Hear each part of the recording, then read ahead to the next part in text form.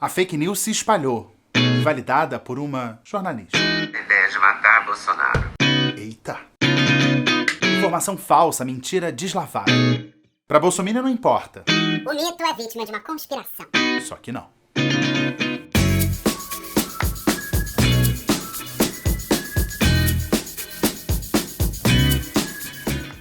Coluna do Garrão de volta. Tudo bem, gente? Tudo bem é modo de dizer, né? A gente fala por educação, bem não tá. Não vamos ficar de chororô, não. Vamos direto pra coluna dessa semana, mas só com um pedido de desculpas, assim, antecipado, que o vizinho parece que começou a ensaiar sapateado. Talvez tenha um barulho enquanto a gente conversa aqui, tá? Vamos pra coluna dessa semana. Gente, eu resolvi falar de jornalismo. Virou um dos temas sobre os quais todo mundo acha que sabe. Quando eu era criança, se dizia que todo brasileiro era um técnico de futebol. Brasileiro, nos últimos anos, virou especialista em vários outros assuntos. Todo mundo é PhD em virologia, epidemiologia, processo penal, constituição e comunicação. Comunicação é uma área de estudo, não basta saber se comunicar para entender de comunicação. A coisa é mais complexa do que isso. Não é porque você pensa que você é um pensador. Não é porque você dirige que você é um piloto. Não é por... Bem, vocês entenderam. Eu sou jornalista, vivo e penso o assunto há um tempinho já. Meus cabelos brancos já denunciam um pouco desse tempo. Eu vou pegar o gancho desse episódio que ocorreu com a Leda Nagli pra gente pensar junto. Eu não vou demonizar ninguém, não faz sentido eu fazer esse juízo de valor aqui. Você pode fazer o seu sem problema. Para os mais novos, Leda Nagli foi uma jornalista na TV Globo, apresentava o Jornal Hoje apresentado pela Maju, passou mais de 20 anos depois disso na TVE, TV Educativa, TV Brasil, onde comandava um programa de entrevistas, o Sem Censura, durante toda a gestão petista, inclusive, atualmente tem um canal aqui no YouTube. Vamos lá. Nos estudos de comunicação, muitas vezes os jornalistas são chamados de gatekeepers. Tradução, gatekeeper seria o vigilante que fica ali na guarita, na porta, e diz quem entra ou não. É o guardião da porta. Quando eu era jovem e eu ia pra balada, a gente podia traduzir gatekeeper como aquele cara que era o leão de chácara, que fica ali na porta da balada, sabe? Aquele cara que pode proibir alguém de entrar. Por exemplo, você lembra disso? Balada. Eu falei balada porque eu tô em São Paulo, porque no Rio a gente fala night, ou pelo menos falava na minha época. Bem brega. Bem, gatekeeper é uma metáfora. Os jornalistas sempre serviram como uma espécie de curadores de que informação entraria e qual ficaria ali no debate público. O repórter ouve uma fonte, não ouve outra, o editor publica essa história, não publica outra. Há uma seleção, um filtro. Não entra todo tipo de informação. É claro que há muitas críticas aos critérios sobre o que vale ou não ser publicado. Afinal, o que é interesse público? Existe sempre esse debate. O que é interesse público e o que é interesse do público. É um debate eterno. Mas essa é a ideia. O órgão de imprensa seleciona porque, afinal, nenhum ser humano pode estar em todos os lugares a todo tempo no mundo inteiro e precisa ter alguém, um órgão ou vários, que conte para ele o que está passando no planeta. Essa é a ideia do jornalismo. Então, existia uma forma rígida, um sistema mais rígido que evitava que a informação que não é notícia fosse publicada. É importante a gente fazer essa diferenciação entre informação e notícia. Informação é qualquer coisa. Boato, por exemplo, é informação. Mentira é uma informação, mas nem toda informação é notícia. Quer exemplo? Eu sempre trago exemplo. Uma informação que não é notícia. Parte da família do Garrone vem de Alagoas. É uma informação verdadeira, inclusive, mas não é notícia. Por quê? Porque não é relevante. Não há interesse público. Outra informação. A rainha Elizabeth II morreu. É uma informação. É notícia? Não. Porque é mentira, pelo menos até o momento que eu estou gravando esse vídeo. Mentira não é notícia. Cabia ao jornalista ali separar o boato do que é fato. Eu me lembro quando eu trabalhava em redação e via uma informação. Morreu fulano. Isso acontecia sempre. Um monte de gente comentando no Twitter, criticando a imprensa porque supostamente estaria escondendo aquela informação, e a gente ia lá checar, que é um processo ali que demora, e era mentira. Quer ver? Escreve no Twitter, Jô Soares morreu. Você vai ver lá quantas vezes tem essa informação. Informação, não notícia. No momento em que eu gravo, o Jô Soares está vivo. Mas no Twitter ele já morreu várias vezes. Eu tenho até uma história pessoal curiosa com o Jô Soares. Um dia eu conto, não vou falar agora. Tem um mosquito aqui, porque não tem nada a ver. Vamos lá. Eu já vou falar da Leda Nagli. Calma aí, já vou entrar nessa história. Antes, eu queria falar outra coisa. Tradicionalmente, você tinha a pessoa do jornalista trabalhando para uma empresa de jornalismo e você tem vários processos dentro da empresa para evitar que uma informação errada seja publicada. Quer dizer que a imprensa não erra? Não, a imprensa erra. E quando erra, tem que dizer que errou. Quantas vezes, por exemplo, no Jornal Nacional, você já ouviu o Bonner falando uma correção e diz algo depois. E lá no fim fala, por esse erro, pedimos desculpas. Pode acontecer desse processo interno de checagem falhar. Erros comuns, por exemplo, na TV, você vê trocar a imagem de uma pessoa, falar de uma pessoa, mostrar a imagem de outra. Ou então ter um dado errado, um número, um gráfico que estava fora do padrão, alguma coisa. A correção do erro mostra o compromisso do veículo com a apuração. É assim que funciona o jornalismo profissional. Há muitas acusações contra a imprensa, dizendo que a imprensa mente. Eu sempre respondo assim, me diga a mentira que tenha saído no Jornal Nacional, por exemplo. Me diz, pode dizer. Aí você não gosta do tom da reportagem, você acha que gasta tempo demais com uma notícia que não te agrada, você acha que deveriam falar de outro assunto e não desse, não te agrada aquela entonação na voz do repórter. É ok, você não gosta da notícia, você não gosta. Não gosta, não caracteriza mentira. Combinado? Me diga se tem uma mentira no Jornal Nacional. Agora, nos últimos anos, com as redes sociais, os jornalistas passaram a publicar notícias sem passar pelo editor. E essa informação acaba tendo o mesmo peso de que se ela tivesse sido veiculada para o canal onde o jornalista trabalha. Se André Sadi, por exemplo, tuitar Lula morreu, você duvidaria na notícia porque está no Twitter e não na TV Globo? Não, né? Contar uma historinha aqui, abrir um parênteses.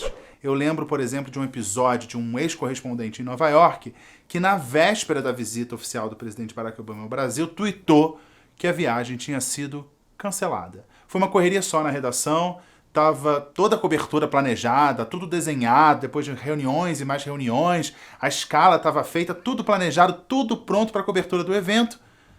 No fim, era uma brincadeira. Ninguém achou que um correspondente nos Estados Unidos ia brincar com essa informação. Ele achou engraçadíssimo e disse que aquilo ali era um espaço para opiniões pessoais. Não existe isso, né? Fecha parênteses. Jornalista é jornalista, não importa se está publicando no Twitter ou no jornal. Só que na rede social, o jornalista não tem aquele editor com quem ele pode conversar, trocar uma ideia. O que vai impedir um jornalista de publicar uma informação é o senso crítico dele, o discernimento dele, o compromisso dele com a própria biografia e a credibilidade dele. Pior coisa para um jornalista é dar informação errada. Eu tenho muito cuidado aqui e tenho medo também. Eu posso errar, claro, eu sempre falo, se eu passar uma informação errada e tal, por favor, me corrija. Agora, de novo, erro. Se não gostar, tudo bem, é uma opinião, mas não é erro. Me corrijam de erros. Começar a entrar no episódio da Leda. Jornalista hoje trabalha sob mais pressão, quer dar a notícia mais rápido possível. E o furo é um dos ativos do jornalista. Só que, ao mesmo tempo, você tem uma estrutura ali engenhosa e complexa de desinformação, de fake news, alinhada a grupos políticos para emplacar informações na grande mídia. Usando a metáfora do gatekeeper, do vigilante que fica ali na porta da balada, seriam os penetras. Os penetras do século XXI são profissionais bem remunerados e bem aparelhados. O trabalho do jornalista fica ainda mais desafiador quando o próprio governo é um criador de fake news, tipo o Brasil de hoje. O exemplo claro para mim é a pandemia. Hoje o bolsonarismo não critica a vacina, apoia a vacina. E mais que isso, diz que nunca criticou. Ou seja, mente. Diz que o STF proibiu o governo federal de trabalhar, mas ao mesmo tempo se gaba de ter feito muito para combater a Covid. Se gaba de algo que não tinha como fazer. O senador Renan Calheiros é uma pessoa péssima, porque tem vários processos. Só que a gente sabe que não é por isso, mas é porque ele tá para ser o relator da CPI da Covid e ele é um opositor de Bolsonaro. Renan é uma pessoa péssima. Agora, Valdemar da Costa Neto, Roberto Jefferson, tutti buona gente, né? Uma pessoa condenada pelo mensalão do PT que você usa para criticar o Lula, mas você apoia... Enfim, não é nem falta de compromisso com a verdade, é falta de compromisso com o que você disse ontem. A verdade na política, vamos ser sinceros, sempre foi uma coisa bem elástica. Aquela coisa do veja bem, não é bem assim. Só que agora é quântica. Uma informação pode ser verdadeira e mentirosa ao mesmo tempo. Quer um exemplo atual? A pandemia. Ora, ela não é grave, então não tem por que fazer lockdown, mas ao mesmo tempo ela é grave e é um plano maquiavélico da China para matar ocidentais. A pandemia é grave? Sim e não. Verdade quântica. Agora vamos entrar nesse episódio da Leda Nagli. Eu vou botar o link na descrição, não vou rodar o vídeo aqui, tá? São 2 minutos de uma aula de antijornalismo. A informação que ela deu, se você não sabe, foi: Lula e STF tramaram para assassinar Bolsonaro. Uma informação grave. Uma notícia grave? Sabemos que não, porque mentira não é notícia, lembra? Mas vamos lá. Ela leu um tweet que seria do atual diretor da Polícia Federal, que tomou posse recentemente. Um detalhe importante, o perfil é falso, não pertence ao diretor da PF, ou seja, a partir desse momento, nada que é dito ali deve ser levado em conta. E já fica clara a intenção política, né? Por que alguém criaria um perfil falso, atribuindo ao diretor da PF com ataques ao STF e a um ex-presidente que é o maior rival do atual presidente? Ou seja, eu falo muito ou seja, né? Mas eu vou falar, ou seja, há uma intenção política. Vamos partir do princípio da boa-fé da Leda Nagli. Eu sempre parto desse princípio. E eu vou usar a palavra ingenuidade. Ela achou que só ela tinha visto aquele tweet. Não era um relatório subterrâneo, um dossiê secreto, não. Um tweet que qualquer pessoa podia acessar. Aí ela achou que só ela tinha visto. Vamos pensar, o diretor da PF diria com todas as letras: eu sou bolsonarista, está escrito lá. E desvendaria um plano para matar o presidente com acusações de suborno contra os ministros do STF num tweet. E detalhe, mas ninguém na imprensa teria dado aquela informação. Ninguém se interessou, né? Ninguém se interessou em dar essa informação. Outro detalhe importante, sem nenhuma prova. A única imagem do tweet é uma imagem de banco de imagem do prédio do STF. Tá bom pra você? Na cabeça conspiratória de muita gente, a imprensa esconderia essa informação. O que não faz sentido nenhum, porque a informação já era pública, não dá nem para esconder uma informação pública, que seria do diretor.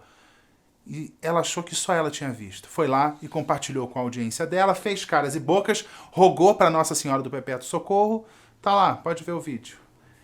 Era num grupo pequeno, mas pouco importa. Ela foi lá e deu a voz dela para uma mentira. A mentira furou o portão, o gatekeeper não segurou, validou uma informação falsa e o penetra entrou. No dia seguinte, a Leda disse que se enganou, pediu desculpas.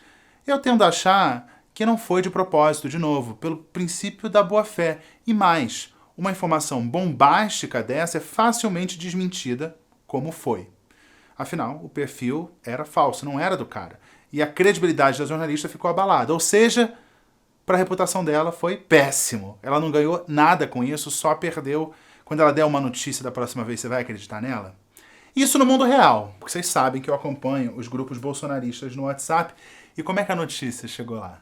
Hein? Eu separei aqui, é muito interessante. Diz assim: a ordem para matar Bolsonaro partiu do STF e Lula. Diretor da Polícia Federal, Paulo Maiorino, fez declaração que pode provocar uma intervenção no país. Assistam. Aí fonte, olha a preocupação com a fonte. Eles adoram fingir que fazem jornalismo. Fonte, Leda Nagli e Twitter do delegado Paulo Maiorino. Só que tem um detalhe, a fonte é falsa, né? Não foi o diretor da PF que disse aquilo tudo. E é engraçado, né? O diretor da PF faz uma acusação super grave e a imprensa não vai correr atrás dele para saber se é isso mesmo. Os jornais pensam, vou apurar mais para saber dessa conspiração? Botar uma notícia forte no jornal? Mandaram matar o presidente? Vou ouvir o STF? Vou ouvir o diretor da PF? Não, acho que não. Não é importante, não. Não vou dar essa notícia, não. Mas a versão cola lá nos grupos bolsonaristas, né? Não, e tem outra coisa, né? Você tem uma informação contra os 2 principais inimigos declarados do presidente e o presidente que comenta qualquer coisa ali para os apoiadores, ali no gargarejo, não quer mencionar esse assunto. Ele comenta futebol, ele fala sempre da CEAGESP, defende cloroquina. Aí o Bolsonaro decidiu, não vou falar não. Estão montando uma CPI contra mim. Eu tenho a chance de mudar completamente a pauta e quem sabe conseguir mais apoio para dar aquele golpe que eu tanto quero, fechar o Supremo. E ele, não quero não. Mas enfim, para a seita bolsonarista no WhatsApp, é verdade. Tem gente que vai além, disse que a Leda foi forçada a desmentir tudo aquilo. Tá lá no zap dos bolsominions. Ou seja, o desmentido não vale de nada. E a crença é de que o STF trabalha como parceiro dos mandantes, impedindo que a verdade sobre o atentado apareça. O episódio Leda Nagli só reforçou a ideia pré-concebida dos Minions, de que Bolsonaro está certo, o STF e Lula estão juntos conspirando contra o mito. E só reitero que o presidente Bolsonaro já pensa. No ano passado, por exemplo, ele defendeu que fosse aberta uma nova investigação da tentativa de assassinato contra ele na campanha eleitoral de 2018. Isso, apesar de a Polícia Federal ter feito 2 investigações que chegaram à conclusão de que não havia uma conspiração. Ele tem provas? Ele mesmo disse, abre aspas, eu não tenho provas, eu tenho sentimento. Breaking News. É isso, Bolsonaro tem sentimento, gente. Isso é breaking news, é inédito, merecia essa vinheta. Bolsonaro tem sentimento. Bem, falando sério, a polícia concluiu 2 inquéritos. A Justiça Federal considerou que o Adélio Bispo é inimputável por transtorno mental e a defesa do presidente, veja só, não recorreu da decisão. Depois, ele diz que sente que alguém mandou o Adélio matá-lo. Sente. Qual é a prova? Indício? Pra quê? Tem feeling, pra que mais? O episódio da Leda serviu para que a ideia do plano conspiratório voltasse e se espalhasse e já virou essa montagem aqui, ó. Lembrando, tudo com base no tweet do perfil falso. E na imagem eles já ilustraram com a imagem dos ministros ali, ó. 6, porque 6 não sei, porque a fonte original ali, fonte, não tinha nem nome. Só que quem conta uma fake news aumenta um ponto, né? E é engraçado que tem o Toffoli, que é um super aliado do Bolsonaro no STF, mas sentido pra quê? Se a coisa virou meme, né? Virou verdade no mundo paralelo do bolsonarismo. Eu vi comentários, por exemplo, de gente falando, qual é a surpresa, eu já sabia. E, de novo, reforça aquela ideia pré-concebida. Ninguém lembra, ou finge que não lembra, que a fonte é falsa. Tweet falso. Se você tenta argumentar, a pessoa provavelmente vai falar. É a minha opinião. Não há desmentido, não há argumento, não há prova que possa convencer um minion do contrário. O STF, veja só, se pronunciou, lançou até uma nota alertando sobre a importância de checar a informação suspeita para evitar a propagação de fake news. Olha isso. Vamos checar a informação. Ai. E nessa nota, o próprio STF disse que a PF confirmou que era um Twitter falso e tal. É claro que Bolsonaro jamais vai acreditar numa nota do STF, prefere um tweet de um perfil falso. Diante de uma prova ou de um meme, Bolsonaro, que é Bolsonaro, claro, fica com o meme. Para finalizar, vou convidar vocês para ficarem alertas. Essa pseudo-notícia do plano para matar Bolsonaro serviu para aquecer ali as bases bolsonaristas num momento em que o governo federal é questionado pelas ações e omissões em relação à Covid-19. O presidente é o principal alvo da CPI que está se formando ali no Senado. Quando tem uma informação incômoda para o governo, as redes sociais de propaganda do bolsonarismo despejam um monte de informação irrelevante ou desinformação. Destaque sempre para aquelas questões morais, né? Querem sexualizar nossas crianças, as questões de segurança pública, muita notícia sobre violência, ameaça ao presidente, e aí ameaça do STF, da China, do sistema, dos aliens, e tem um coringa que vale pro frio, pro calor, dia e noite, qualquer hora, uma carta na manga, você pode desviar o debate qualquer tema quando você joga a carta Lula. É um esforço para pautar a imprensa e o debate público. O Bolsonaro faz isso o tempo inteiro quando dá uma declaração polêmica de manhã e aquilo pauta o debate o dia inteiro. Nas redes sociais, como a propaganda é anônima, você não tem os limites da legalidade. O Bolsonaro, mal ou bem, não pode falar tudo que pensa, tem alguns limites, pode ser punido. Mas nas redes sociais pode tudo, é anônimo. Você pode inventar, pode dizer que tem que fechar o Supremo, e uma polêmica, mesmo que seja meio baseada em mentira, é capaz de ditar o debate público. No caso da Leda, a mentira conseguiu pautar o Twitter. Não entrou na imprensa. Então, posso dizer, com muita segurança, nesse momento de governo sob investigação e pressão, vai ter muito penetra forçando a entrada do portão, que é um desafio para os meus colegas jornalistas, os gatekeepers, que vão ter que redobrar a atenção para não validar informação falsa, como foi o caso da Leda. E para quem não é jornalista, se surgir informação bombástica como essa, calma, respira e procura fonte de informação confiável. De informação não, de notícia. Porque, afinal, você já sabe, já entenderam, que informação é informação e notícia é notícia. Então, ó, vamos ficar de olho, porque, assim, na medida em que a CPI comece a esmiuçar os erros, omissões e até crimes do governo federal, vai ter muita fake news tentando arrombar o portão ali e pautar o debate público. Fiquemos atentos, portanto. Ai, gente, vai chover fake news, vai ser brabo. Aguardem. Bem, essa semana, gente, tava tão cheia essa semana que eu não consegui falar com a minha mãe pra pedir vídeo pra ela. Então não tem vídeo da minha mãe. Mas tem vídeo do Francisco, tem que ter. Tem que ter vídeo do Francisco. A novidade é que ele foi ao veterinário. Ele faz lá as consultas periódicas dele pra ver se tá tudo bem. Afinal, ele já é um senhor ali, tem por volta de 10 anos. É um senhor. O que pra Bulldog é mais ou menos assim, Matusalém. Ele é bem velhinho pra Bulldog, porque Bulldog não vive tanto assim, então ele tem que ficar ali de olho na saúde. E ele foi ao veterinário. Então vocês vão acompanhar aí uma ida do Francisco ao veterinário. Gente, não faz sentido nenhum, mas essa coluna vocês sabem que é aleatória. E fica o convite para vocês assistirem aos 4 quartos. 4 quartos que tem aqui, ó. Vocês já sabem, vocês já conhecem o elenco do 4 quartos. Tem a Ana, tem eu, tem a Flávia, tem a Mari, tem o Chico, tem o Diogo, tá faltando um. E o Guilherme. Então, o 4 quartos é o programa que eu faço toda quinta-feira.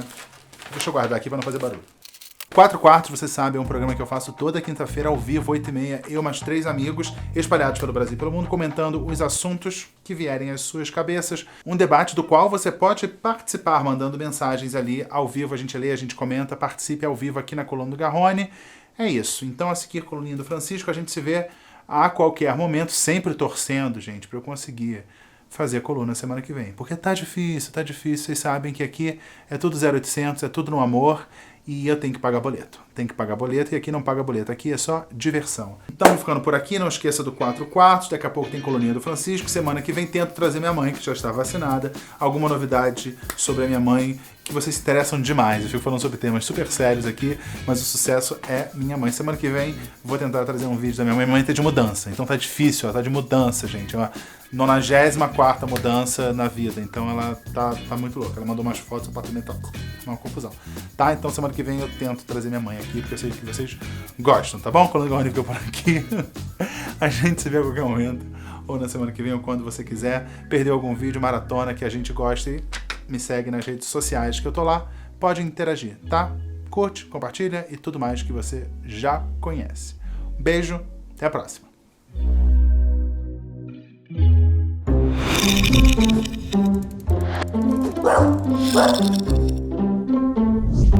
Enquanto eu tava gravando aqui, o Francisco tava do lado aqui o tempo inteiro. Tava roncando o tempo inteiro, eu não sei se vazou. Né, Francisco? Ele fica dormindo aqui, tava super quietinho. Talvez tenha vazado, além do vizinho sapateando, não sei se pegou, o Francisco roncando, tá? Desculpa qualquer coisa. Né, Francisco? Te acordei? Desculpa, Francisco. Te acordei? Tá, agora você vai mostrar como é que foi seu dia no veterinário, né? Mostra pra gente como é que foi.